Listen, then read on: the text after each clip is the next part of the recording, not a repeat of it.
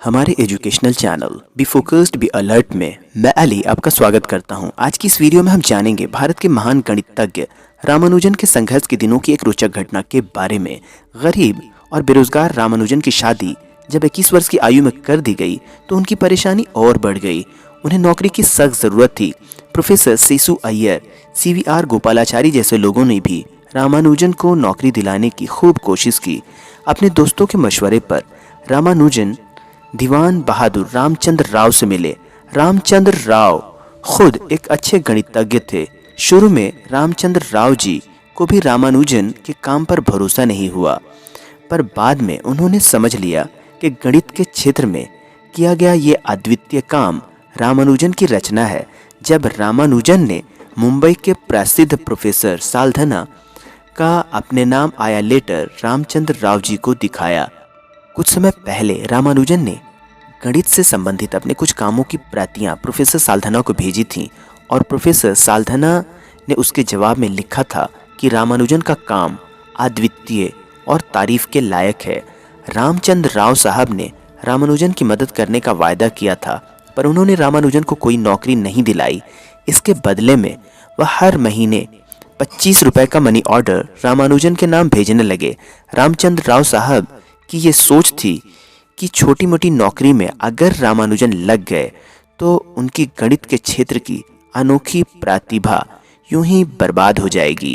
एक दिन रामानुजन के एक दोस्त श्रीनिवासन उनसे मिलने उनके घर आए और उन्होंने उनके पिताजी से रामानुजन के बारे में पूछा तो रामानुजन के पिताजी ने बताया कि रामानुजन अभी घर पर नहीं है।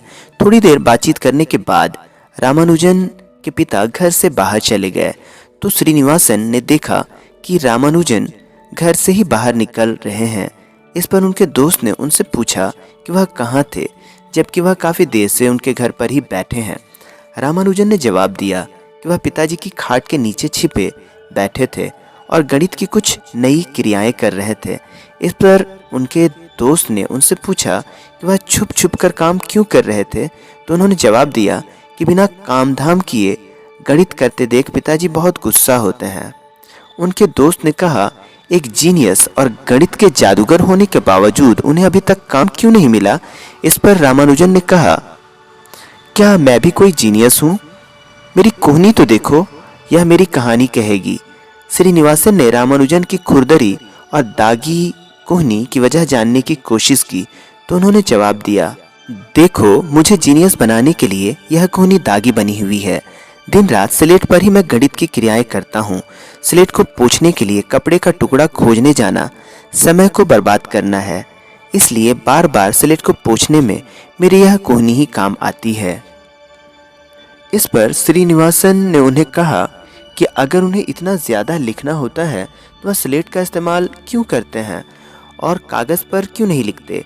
रामानुजन ने जवाब दिया, तुम भी अजीब इंसान हो, जिसके लिए पेट भर खाना ही सवाल बना हुआ है, वह कागज़ के लिए रुपया कहाँ से जुटाए।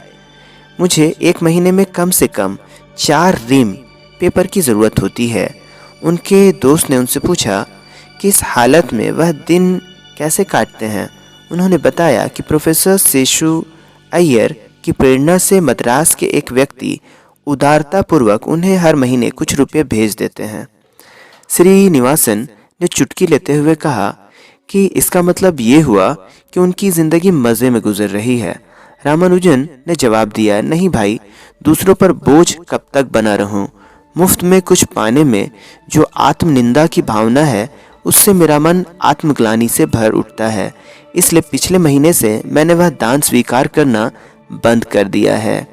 दोनों दोस्तों के बीच की इस बातचीत से रामानुजन की शख्सियत का जो पहलू उजागर होता है वो ये है कि इतनी गरीबी और परेशानी के बीच भी उन्होंने अपने आत्मसम्मान और कड़ी मेहनत को नहीं छोड़ा था।